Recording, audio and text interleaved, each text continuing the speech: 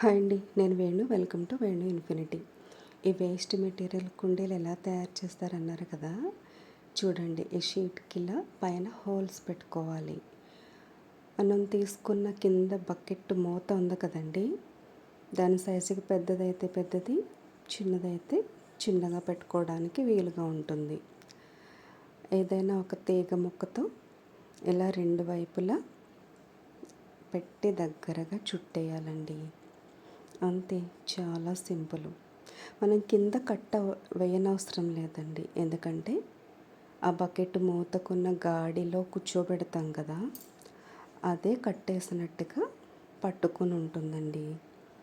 చాలా సింపుల్. చూసారు కదా ఎలా ఉందండి మా వేస్ట్ మెటీరియల్ కుండీ.